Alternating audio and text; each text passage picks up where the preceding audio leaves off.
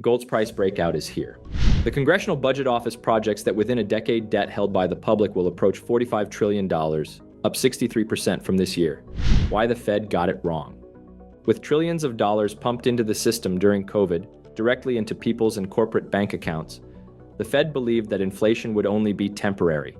Transient inflation became the flavor of the day. It will subside, central banks said.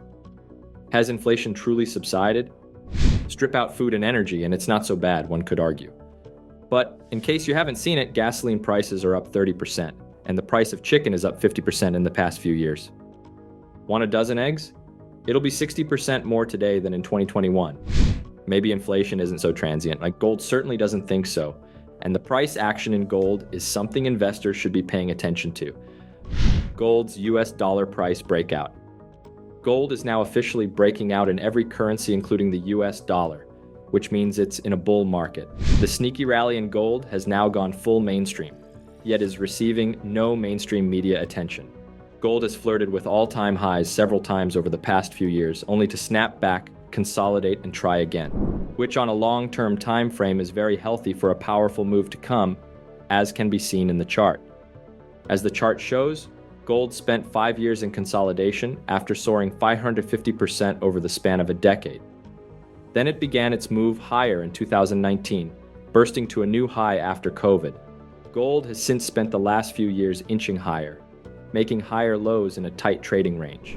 Finally, last week, gold popped hard, and it has not looked back. Gold is up $100 per ounce in the past few days, making a new all-time high of $2,141 per ounce, and has closed above its previous all-time high. The chart shows the breakout through the major resistance point that gold had failed at multiple times. Gold prices are up, miners are down. You would think that companies which mine the yellow metal would have chart patterns that are similar. However, gold producers have not seen anywhere close to the same positive return. Would you believe it if I told you that gold producers were down 7% over that time frame? And year to date, while gold is up on the year, miners are down nearly 10%. Katusa Investment Insights. Note, one gold stock we published here early last month is up over 42%. The largest gold producer in the world, Newmont Mining, is down over 20% since January 2020 and down 60% from its high set in April 2022. The chart shows the widening disconnect in returns that started in mid-2021. This disconnect widened throughout 2023 and into early 2024. Looking at mainstream gold miner ETFs, the fund flow into the ETFs has been abysmal, with almost no new money coming into the sector in multiple years. This is contrary to the bull run from 2010-2012, where the major ETFs saw upwards of 7.5B come into the sector. Are gold companies more profitable? What I find very interesting is that, excluding the year of the pandemic, on average, gold companies are actually more profitable today than any time in the past 10 years.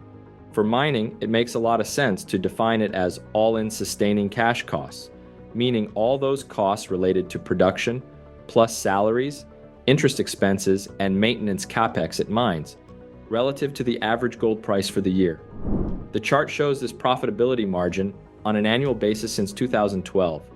As you can see, over the past 10 years on average, it has been an improving trend for miners.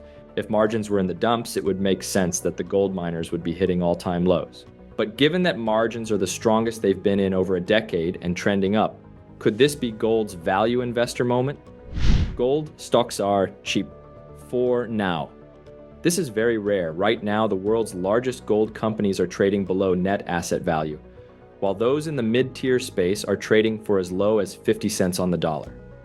I've only seen this during the depth of the 2008 global financial crisis. Valuations based on forward cash flow projections indicate that companies are at levels unseen in many years.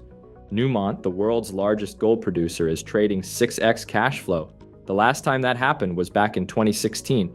What I find even more amusing and ironic is the market cap of Newmont is less than the combined market cap of Dogecoin and Shiba Inu, two shit crypto coins. Which would you rather own? One that produces almost 5 million ounces and generates over $4 billion in cash from operations, or Dogecoin and Shiba Inu?